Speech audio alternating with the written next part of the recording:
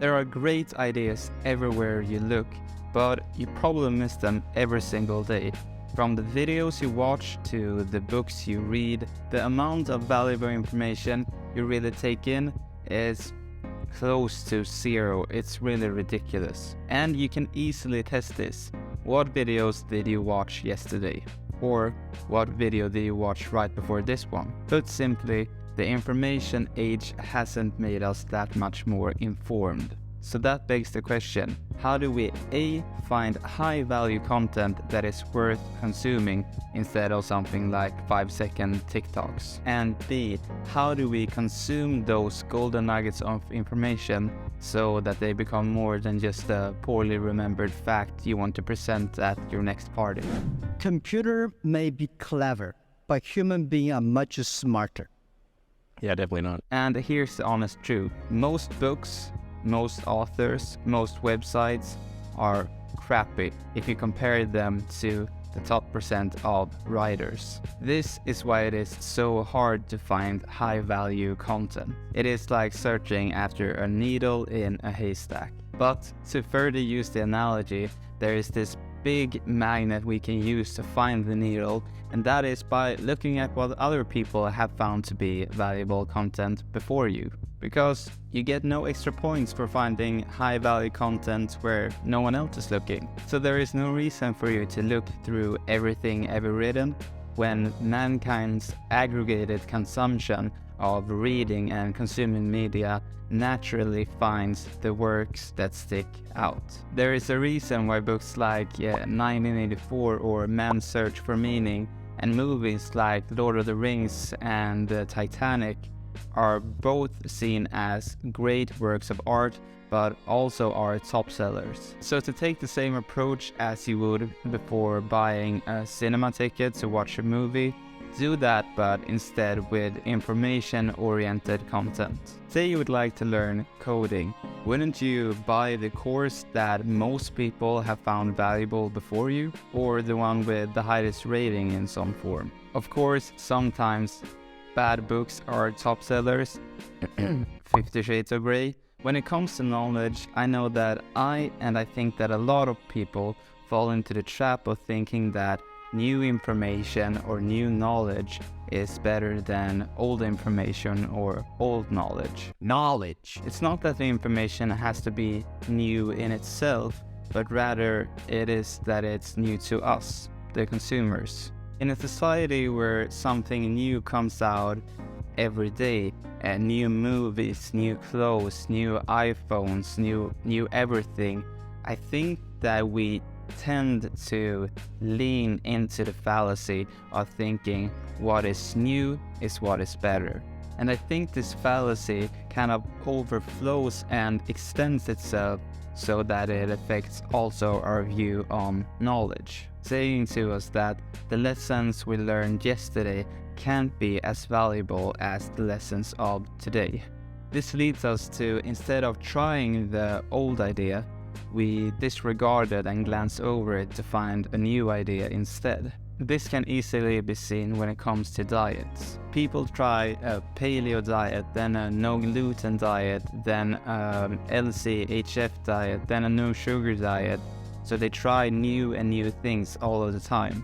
Instead of sticking with one idea or one practice to see its result, what we do is that we jump around different ideas to try to find the great idea that will change everything, when all of the ideas might work if we were only to give it enough time. What we are doing is not optimizing our outcome, but rather we are faulting it and procrastinating the hard work.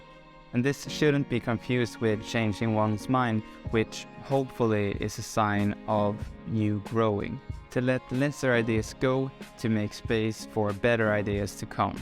I think the reason we fall into this is because it gives us a type of primitive intellectual enjoyment, to have a base understanding of a lot instead of actually doing the hard work.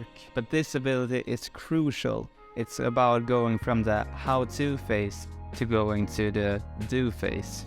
From coach to player, from passenger to driver, from observer to practitioner. This is the hardest part of the new information age, to be intentional and thoughtful in what we consume and to let it inform you and transform you, which leads us to the second question. We all have a limit to the amount of information we can process. Our brain naturally filters a lot of information to not break our circuits. I bet you're not thinking about how your nose is blocking part of your vision all of the time, for example. Good luck not thinking about that now. From the sounds we hear, from the things we see in our periphery, our brains does an amazing work of focusing in on some things and ignoring other things altogether. Kind of like your nose. But this can also mean that we humans overlook information that we shouldn't. Information that is truly valuable but that isn't picked up. So to best handle high value content, we must clarify and make distinctions between the words hearing, listening, understanding, implementing, and internalizing. We hear information all of the time. As said, there is no lack of information for us to take in. There is too much information for us to process, so we must be intentional with what we are hearing. In other words, listening. We are either genuinely interested in a topic or a subject so that our minds automatically draws its attention to that subject. If you're interested in basketball and you hear someone say LeBron, your brain will pick up that and it will sharpen your ears. Other times we must be much more intentional when filtering the information we hear. If you're in class attending a lecture, there's a pretty high likelihood that it won't be interesting all of the time. We must use our willpower to go from hearing to listening. We then try to process information that we have heard or rather listened to. So it's not that we just reiterate the information, but we truly understand it instead. I think we've all had the feeling of information that finally clicks within us. It could be solving a math problem, or it could be finally understanding a philosopher's line of thinking. This eureka moment is often anyhow very rewarding. You get this huge rush when you finally get it. By this stage, the information can then be implemented in our lives. The way we implement it will vary depending on what type of information it is. We can think of it as a spectrum on how action-based information is. On one side of the spectrum, we can have something that is a fully action-based information.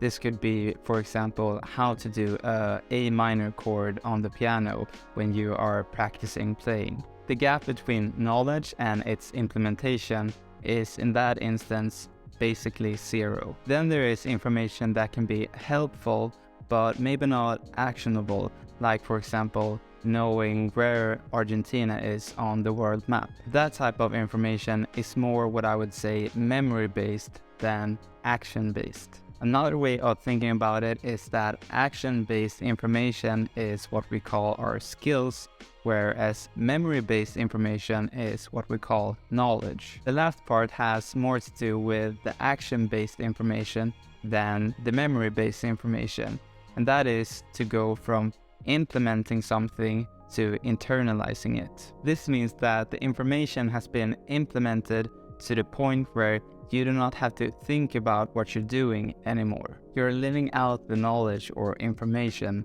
so that it is like second nature to you. You do not have to think about how to calculate that thing or how to speak in public. It's just something as natural to you as breathing. This last part is great. Internalizing is a great thing, but it does have a minor downside, and it will be made clearer when we look at the Dunning-Kruger study that you might or might not have heard of. The Dunning-Kruger study found that there is a cognitive bias that makes people that have low expertise on a subject or low expertise on a skill overestimate their ability. And the opposite is also true, so that people with high expertise in an area underestimate their ability. This tendency or this bias is called Dunning-Kruger effect. And this is why most people say that they are above average drivers, which is, of course, logically impossible. This is the hidden danger of internalizing information.